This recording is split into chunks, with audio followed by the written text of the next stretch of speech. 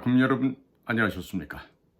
자, 이번 시간에는요, 미국의 신임 도널드 J. 트럼프 대통령에게 보내는 8번째 편지가 되겠습니다. 제목은 중국 공산당은 군산에 있는 미군 기지에 전염병을 살포할 것이다 라는 주제로 오늘 말씀을 좀 전해드리겠습니다. 저에 대해서 잘 모르실 분도 처음 보시는 분도 계실 수 있을 것 같아서 저에 대한 소개를 간략하게 하겠습니다. 저는 대한민국 인도태평양 전략연구원의 대표입니다. 이 편지가 트럼프 대통령과 그의 참모들에게 전달될 수 있도록 여러분들께서 협조해 주시면 감사하겠습니다. 그리고 제 이메일 주소는 아래와 같습니다. dustwnd7 gmail.com입니다. 혹시 저에게 연락하고 싶으신 분은 이 메일로 이메일을 보내주시면 되겠습니다.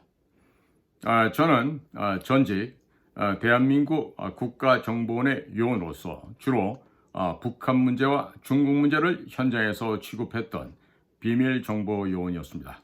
저는 서울대학교 인문대학 중어중문학과를 졸업했고 한국외국어대학교 통역대학원에서 중국어 동시 순차 통역 석사를 취득함과 동시에 번역 석사도 동시에 취득을 하였습니다.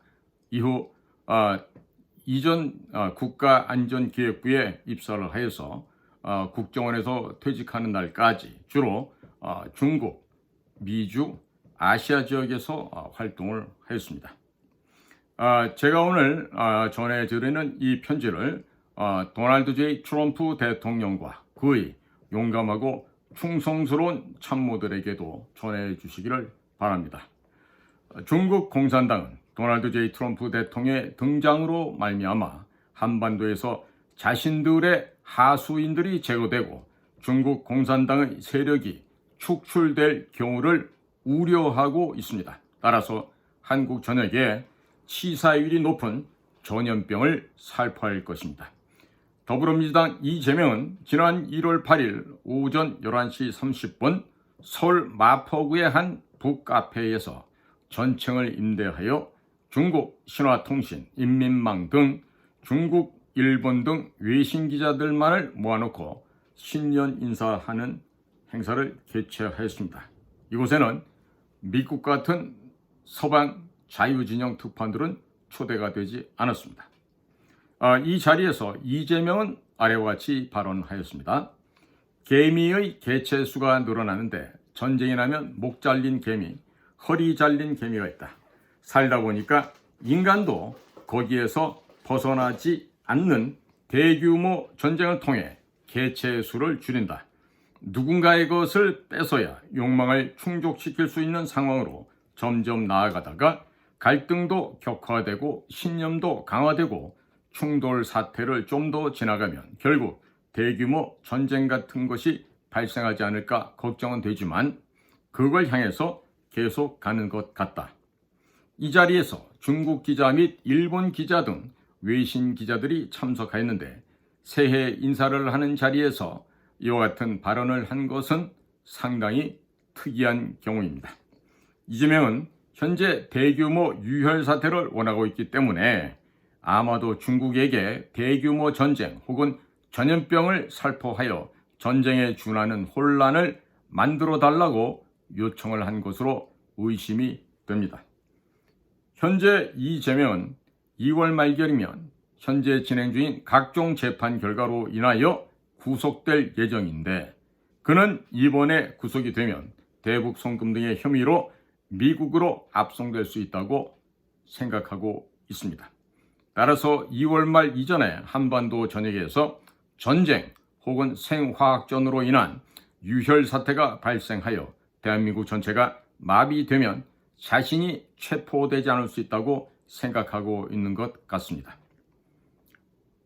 전 경기도 부지사를 역임했던 이화영의 대북 송금 대법원 재판 결과가 1월 말에서 2월 말경에 나오게 되면 더불어민주당 이재명의 대북 송금 재판은 1심 재판이 진행됨과 동시에 유죄가 선고될 예정입니다. 이화영의 대북 송금 항소심 재판에서 800만 달러를 북한에 보낸 것이 인정되며 그중 300만 달러는 이재명의 북한 방문을 위한 것이라고 판결이 난 상태입니다. 따라서 이화영의 대법원 확정 판결이 1월 말에서 2월 말경에 나오게 되면 이재명은 자동적으로 대북 송금 관련 재판에서 유죄가 확정됩니다. 이재명의 위증교사 관련 재판은 1심에서 무죄가 나왔으나 1심 판사가 이재명의 위증교사를 인정하면서도 고의성이 없었다면서 무죄를 선고하였습니다. 이재명은 1심 판결에서 무죄를 받았기 때문에 2심에서 이재명은 할 수 있는 것이 아무것도 없으며 더 이상 재판을 지연시킬 수가 없습니다. 또 검사도 특별히 제출할 서류가 없습니다. 따라서 항소심 재판부 판사가 제대로 판결한다면 2월 말경이면 법정 구속될 예정입니다.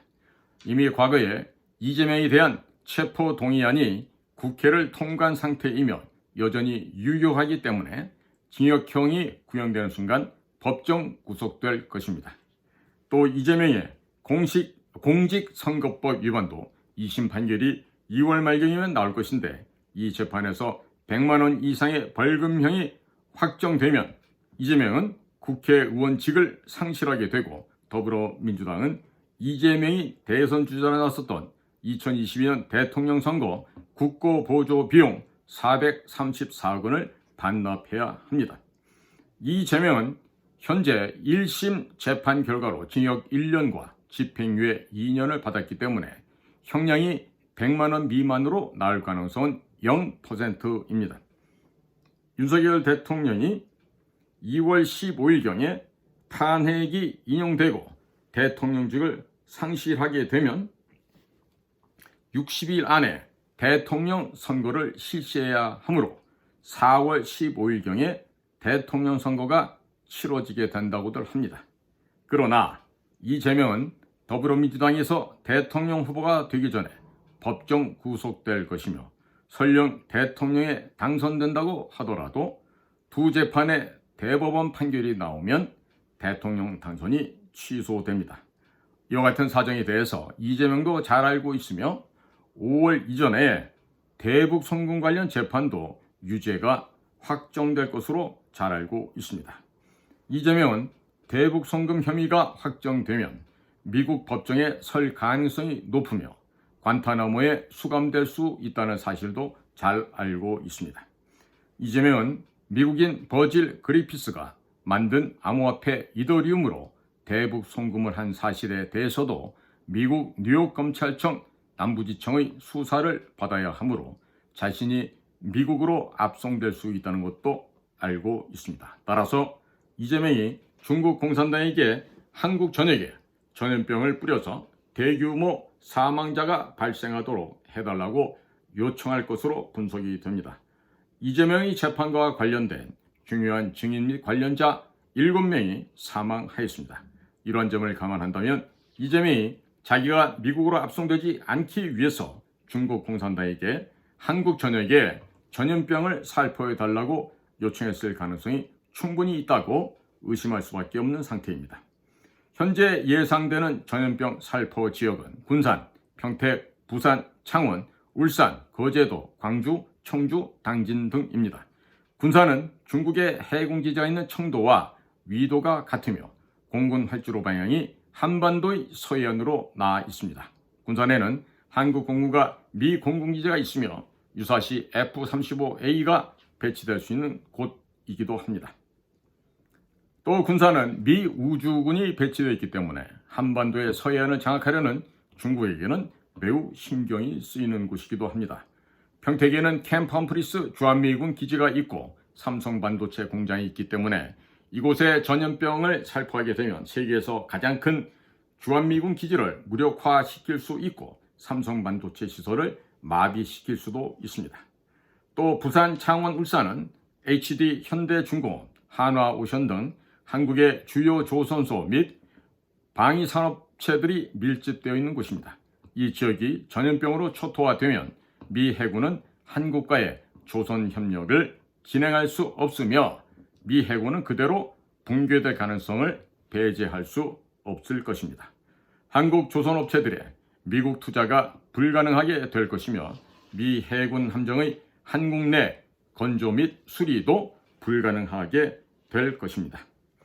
광주에는 한반도의 서해를 관할하는 한국 공군기지가 있습니다. 청주 공항에는 한국 공군이 보유하고 있는 F-35A 스텔스기가 배치되어 있습니다.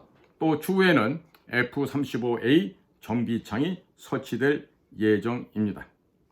당진에는 현대제철이 있는데 현재 현대제철은 미국에 약 80억 달러를 투자하여 제철소를 건설할 예정입니다. 당진의 현대제철이 전염병으로 붕괴되면 미국의 제철소에 투자할 수 없으며 미국의 함정 건조 및 제조업 부활은 물 건너가게 될 것입니다. 그러면 미국은 끊임없이 저가의 중국산 철강 제품을 구매하여 사용하게 될 것입니다. 현재 중국 전역에서 원인을 알 수 없는 전염병이 돌고 있으며 화장장이 갑자기 부족해졌다고 합니다. 엄청나게 사람들이 많이 죽고 있는 것 같습니다만 한국 정부는 중국에 대규모 관광객을 보내고 있습니다. 중국 정부가 관광업을 살리기 위해서 한국인의 무비자 방문을 30일까지 연장하였습니다. 반면 윤석열 정부는 이에 화답하기 위해서 중국인 관광객을 대거 유치하고 있습니다. 윤석열 대통령은 중국어를 한마디도 할 줄 모르는 김대기 전 대통령 비서실장을 중국 대사로 임명하는 등 친중 정책을 지난 2년 내내 펼쳐왔습니다.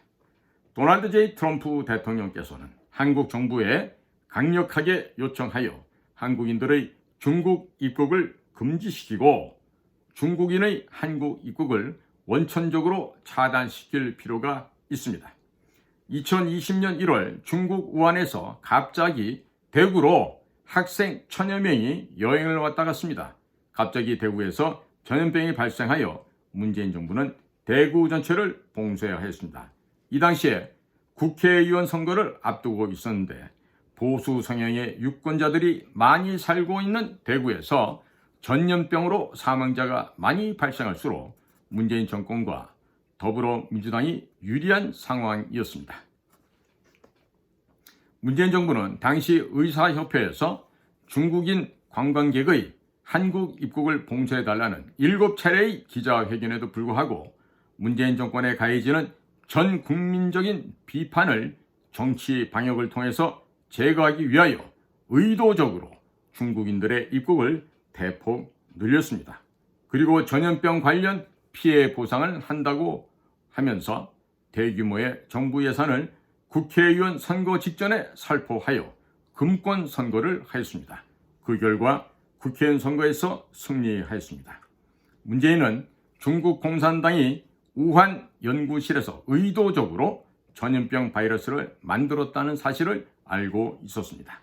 문재인은 중국 공산당과 합세하여 국회의원 선거를 앞두고 보수 성향의 대구 시민들을 몰살시키기 위해서 전염병에 감염된 학생들을 관광객으로 위장하여 대구로 잠입시켰으며 대구 전역을 돌면서 전염병을 퍼뜨리는 공작을 펼쳤던 것입니다.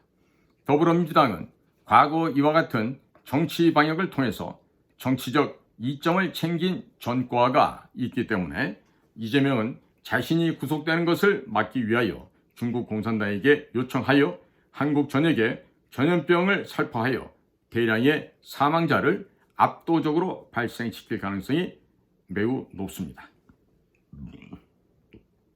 도널드 J. 트럼프 대통령께서는 당선 직후 즉각적으로 주한미군 기지 전체에 전염병 전문가들을 파견해 주시고 한국 정부에게 강력하게 건의하여 한국인들의 중국 입국을 막아주시기 바랍니다. 또한 중국인들의 한국 입국도 막아주시기 바랍니다.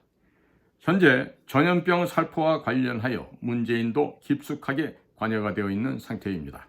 중국 공산당이 한국 전역에 전염병을 퍼뜨리는 것을 막기 위해서는 문재인과 이재명을 즉각적으로 대북 제재 위반으로 미국으로 압송해야 할 것입니다. 또 중국과 북한의 마약 및 펜타닐이 한국의 인천공항을 통해서 미국으로 수출되고 있습니다. 그러나 전혀 통제가 되지 않고 있습니다. 경찰 내부에는 직장협의회라는 조직이 있는데 이 단체가 북한과 중국의 지령을 받는 테러 단체인 민주노총의 지휘를 받고 있습니다. 현재 한국의 총 경찰 병력 수가 약 15만 명가량 되는데 이 경찰 직장협의회 소속 경찰이 약 3만에서 5만 명가량 된다고 합니다. 이들이 전라도 조폭, 전라도 경찰, 문재인 및 윤석열 정권의 고위층, 민주노총, 더불어민주당, 국민의힘 내부 친중 정치인들과 복잡하게 연계되어 마약 조직을 비호하고 있습니다. 또 문재인 정부에서 지방 경찰 제도를 시행한다고 하면서 각 시도 단위로 지방 경찰제를 실시하고 있습니다. 각 시도 지방 경찰에는 경찰위원회라는 조직이 설치가 되어 있고 이 경찰위원회에서 경찰 인사 및 행정 등 전반적인 내용을 조율하고 있습니다.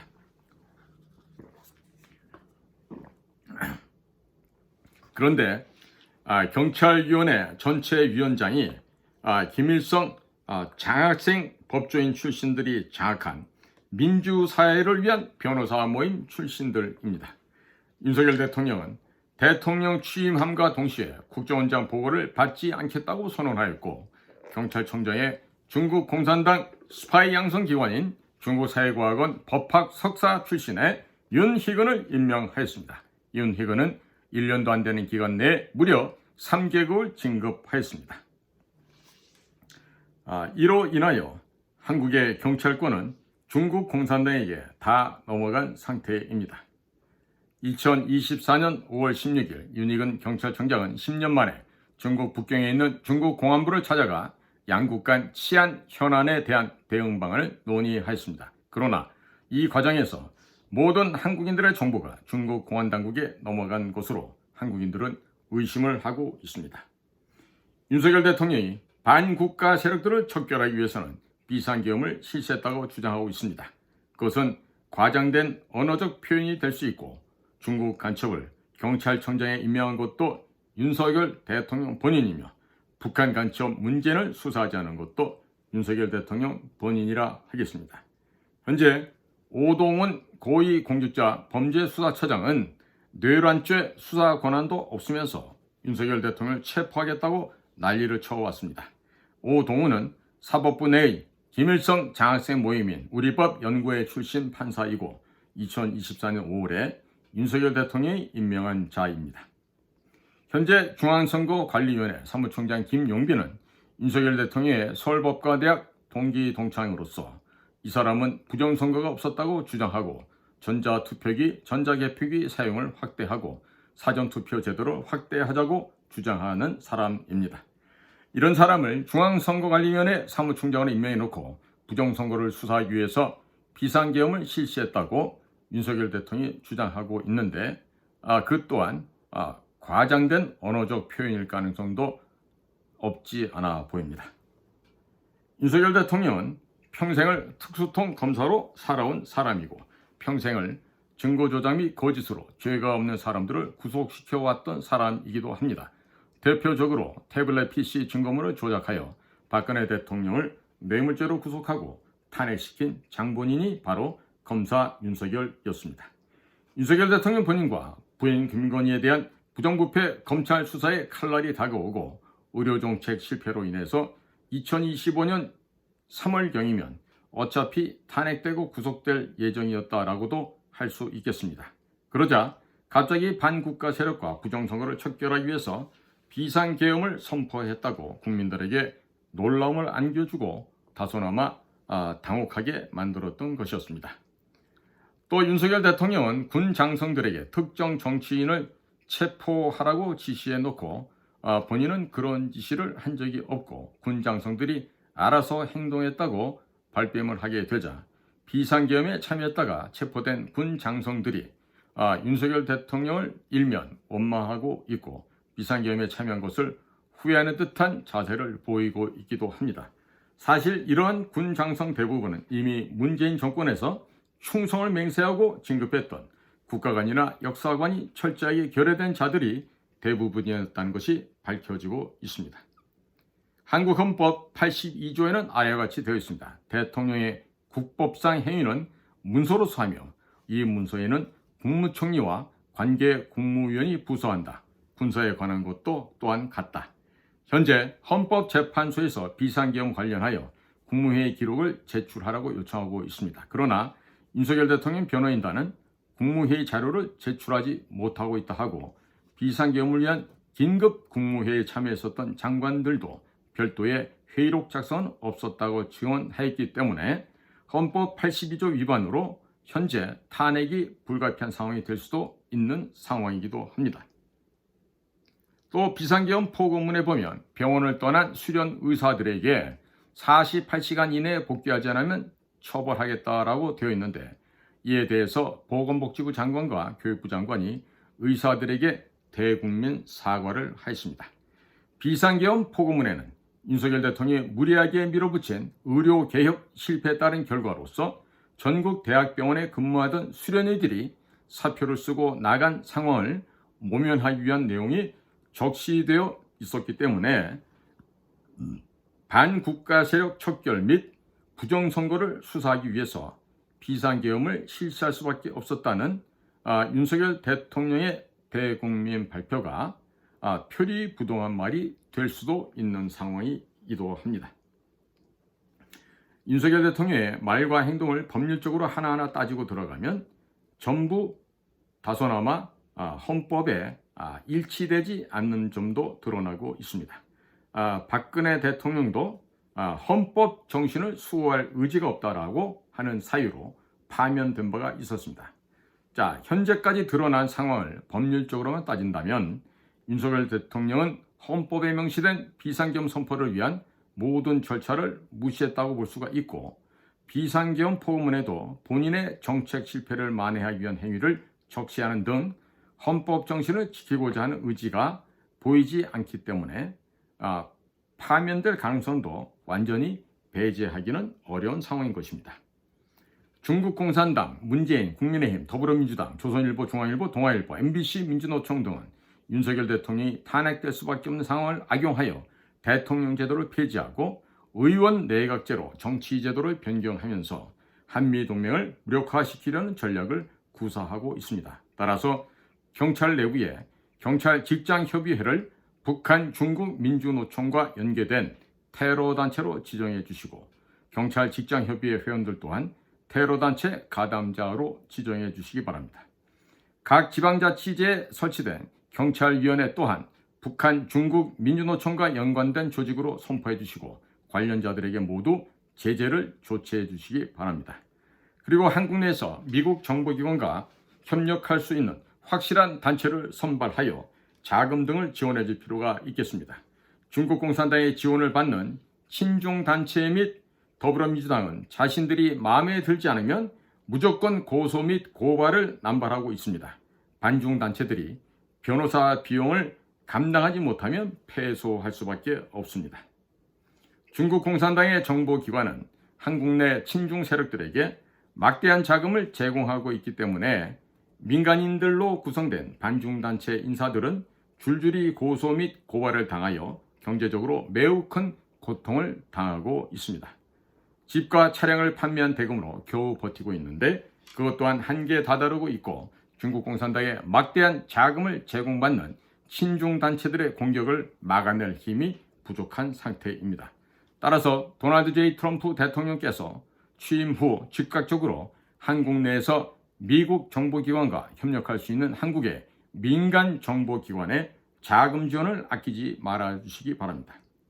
현재 한국의 정치자금법에 따르면 당원은 당비를 무제한으로 납부할 수 있습니다. 예를 들어서 제가 10억 달러를 갖고 있으면 10억 달러를 당비로 납부해도 법적으로 문제가 되지 않습니다. 그러나 당원이 아닌 사람이 정당에 후원을 하면 한국 돈으로 500만 원이 최고 한도액이 되겠습니다. 따라서 한국 내 믿을 만한 인사에게 막대한 자금을 제공하고 그 자금으로 정당을 하나 만들 필요가 있겠습니다. 이렇게 만들어진 정당에 국민의힘에서 중국 공산당의 포섭되지 않은 정치인들을 영입하고 박근혜 전 대통령을 고문으로 영입하면 쉽게 친미 정당을 만들고 국회에 진입시킬 수가 있겠습니다. 중국은 이미 국민의힘과 더불어민주당 등 국내 모든 정당을 문재인의 검은 자금을 앞세워서 장악하였습니다. 미국이 한국에서 새로운 정당을 만드는 것은 미국의 안보를 위해서 매우 중요한 일이며 꼭 필요한 일이기도 합니다. 미국이 통제할 수 있는 정당을 조속한 시일 내에 만드시어 국회에 들여보내어 선거제도를 완전히 개편하는 등 친미적인 정책을 새롭게 만들 필요가 있겠습니다. 지금까지 경청해 주셔서 감사를 드립니다. 하나님의 은혜와 자비가 미국과 미국 국민들에게 영원히 함께 하시기를 축원드립니다. 감사합니다.